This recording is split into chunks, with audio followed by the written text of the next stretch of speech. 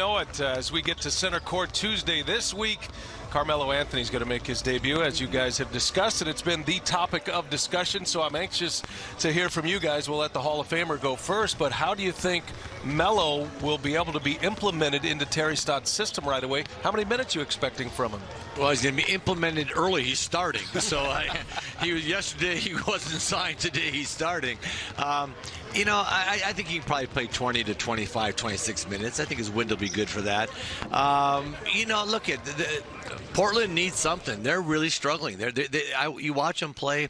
They don't have a lot of rhythm. They seem out of sorts. So bringing in a guy like Melo hopefully gives them some sort of jump. They're looking for something just to jumpstart their season because their play on the floor has really been subpar compared to what we're used to with Portland. Yeah, and listen, they're not a great defensive team, so they're going to have to get better offensively. And let's face it, their two best players are the only guys that you have to prepare for defensively as an opposing team. This now gives them potentially a guy that could space the floor even better, because even for him, he's now going to be out there with two guys when you get Dame Lillard back, who's not playing tonight, who command attention. So that's going to give him another area where he can operate before the help commits to him. And so the real concern for me is you're talking about a guy that hasn't played in an NBA game in an extended period of time. And I don't care how much you work out, you can't replicate adrenaline. And you got to also be careful to not get injured. Like, that's my biggest concern for him the first 4 or 5 games, is how his body responds to having not had adrenaline in it and having the kind of physicality and the requirements that playing at this level call for. So that's what I'm looking for. I think, 24, 26 is probably a number that's doable, and then you got to see how he responds afterwards. On that, what you really want to do is you want to have 4 and 5 minute spurts, because you don't want to run them 12 minutes. You want to do some spurts, get them out, spurts, and then the last spurt you kind of go to him and say, hey, how do you feel? And he might be spent at that time. If he plays 22, 24 minutes, he might not have anything left in him. Well, we're diving into some of the analytics tonight, and one thing you'll notice with Carmelo Anthony, and I want to get your perspective on this, both of you guys, the fact that the catch and shoots are about the same typically, and so that's always going to be there for Carmelo, but the pull-ups, his ability to get a pass or receive the ball in certain areas, dribble himself into a pull-up, that is what has significantly dropped in his last 2 go-arounds with the Rockets, with Oklahoma City. So when you look at numbers like that, GA, what does that tell you about where he could be for the Blazers? I'm a fan of analytics. I think they can help paint a picture, but the reality is, you talked about the 2 teams he played with. He played with very ball-dominated players, and so he wasn't the focal point of the offense for the first time in his career.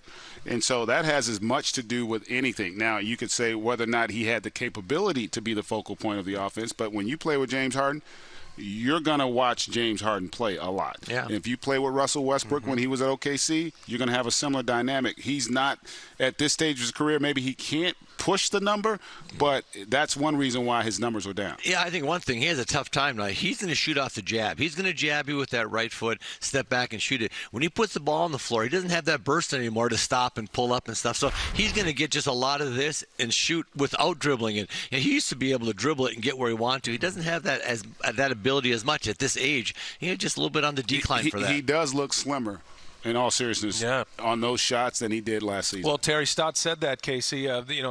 He's been working out hard. He's ready. Now, whether he's ready for NBA speed tonight or in the next week, we'll see. They're going to try to get him up to that pace, but he has put himself in a position, the best position he can, not playing in an NBA game, to be prepared for this night. We're glad we're here for it. Guys, we look forward to it and the call. We'll see how many minutes we get from Melo, how many shots, especially with Dame, with the back spasm situation. But it's been a situation for much longer than just tonight for Portland about finding that third scorer. Now, tonight, the second may be difficult. Normally, it's that third. Many of them have gone down by the wayside, not the white side, because of injuries. But there are shots to be had, Zeke, for Melo, despite not playing till now. Yeah, there are shots to be had. But when you talk about Melo tonight, Candace, I think this may be one of the few times that he will take the floor and be extremely nervous.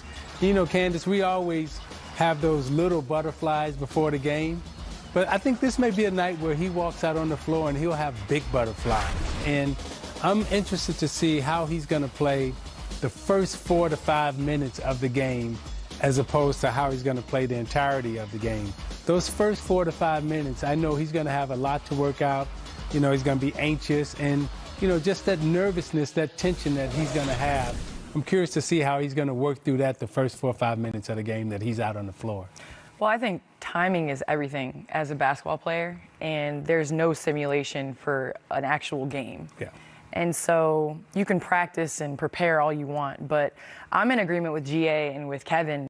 I think they have to play him at 4 or 5 minute periods, because otherwise, you know how those first 2 minutes of the game are, where your lungs get going, especially if you haven't played for a long time. 35 years old.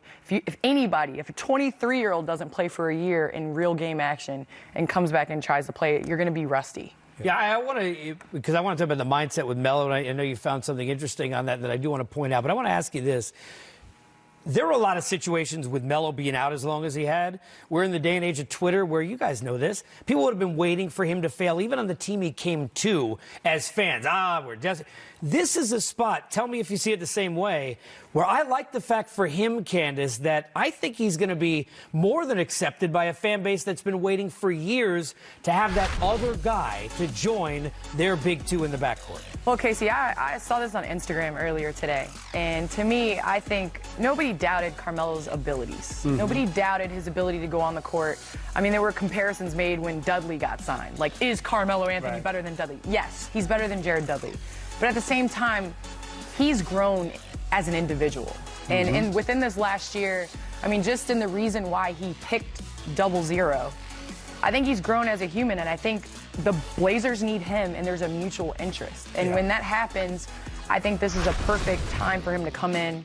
The Blazers are 5-9 overall, but I think people have to be willing to allow him to change. And I think he's ready to show it right now, that his mindset, he understands he's not at the prime of his career. But this last year out, I do believe has helped him as an individual. I agree with you 100% in terms of his evolution as a player, as a person, his maturation, his complete understanding of where he's at as a basketball player and also as a person. I just don't know if Portland is the right team for him. I think he would have been better served on a championship team, one that we know is getting ready to really go for it.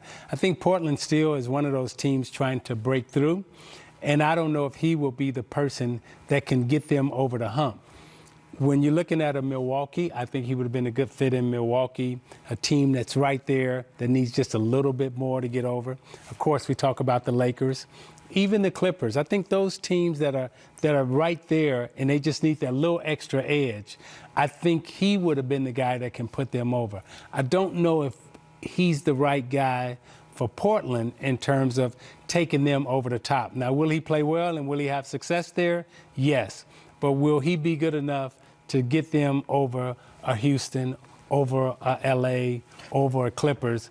That's where I think it may not be the right fit for him. Well, at 35, at this level, I think he's a perfect guy to come in to be the last piece to get you to that championship moment.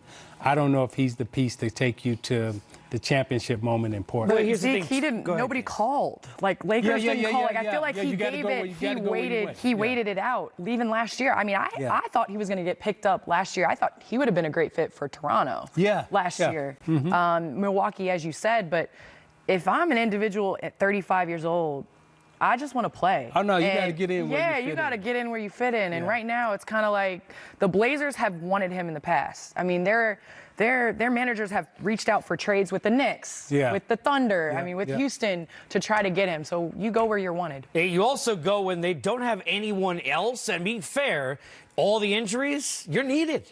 And not just wanted, he's needed here, which is different than some of the other spots where it's maybe icing on the cake. So we'll see. Obviously, no Dame tonight, so there will be more shots to be had for Melo. But you think of Zach Collins growing as a player, Nurkic, who looked like for at least a couple of months with this team, he could be that third scorer a couple of years ago.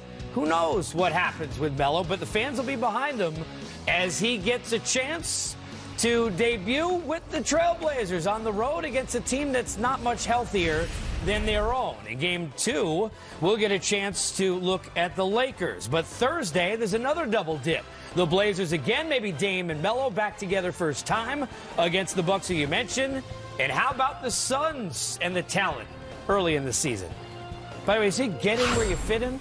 Yeah, get in where you fit in. This is where they told me to go. So Where you going right now? no, this is where I fit in for now. The OGs. Oh, okay. Because my family, St. John's fans. I grew up on Long Island. Mully? Oh yes, OG.